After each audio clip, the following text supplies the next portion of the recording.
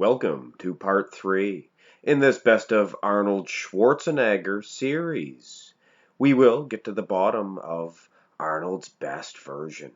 And so far, there is a little bit of a gray area. The two top dogs, 74 and 73, they are both awesome versions in their own way. Today's matchup features the 71 versus the 74, and I am quite surprised on how good the 71 version is.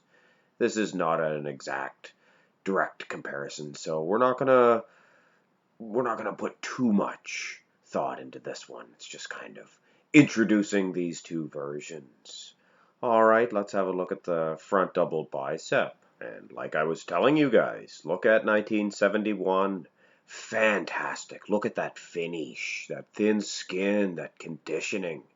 Now, when I do place them here together, I didn't realize how much larger those legs are in 74.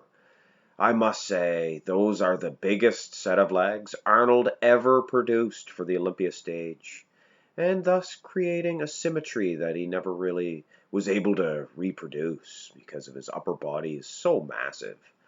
But at the end of the day, some people like that type of physique, those big booming arms, lats, or slender legs, but very conditioned in 71, much like the 73 version.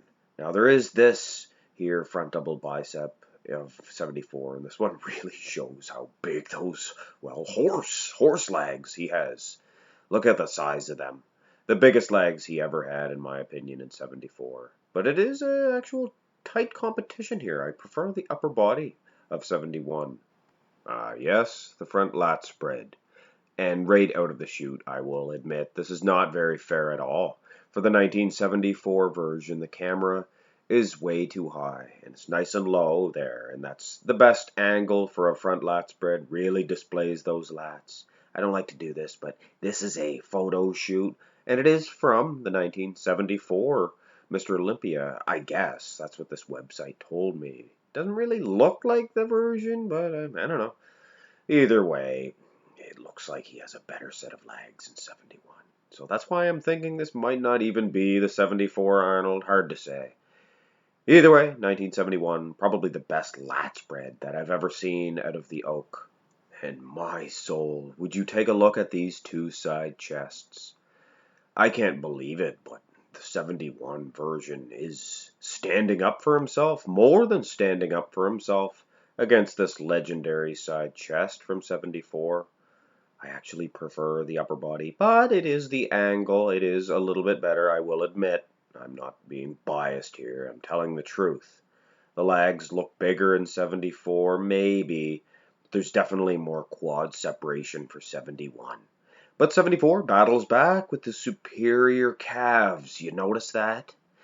There's another side chest comparison, and it does say 71 here, but he is wearing different colored tights. It's interesting. Either way, my soul, look at these two side chests. These two versions, I got a comment in one of the other Best of Arnold videos. It said they're all his best, and I have to tend to agree. 73 is just as good as 74, and now it seems 71 is just as good as 74 as well.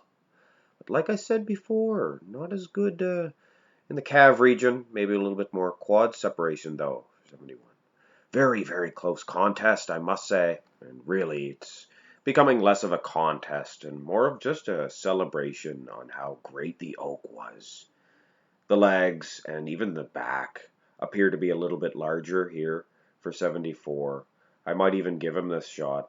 Hard to say. Even if I do, it would still almost tie things up with the strong point in the front lat spread. For 1971, like I said, it's less of a contest now. If there's 3 winners, it's not really any point. But this is the oak, so let's enjoy these just comparisons. Unfortunately, there was no rear double bi from 71, and ditto to the rear lat spread for 72. So I don't even know why I'm showing this comparison. I guess to show the lag development. It's pretty close here. hard to get the sizes correctly. I think he's crouching down a little bit there for 71. Should have made him maybe a little bit bigger, 74. Hard to say. Either way, it is a disappointment.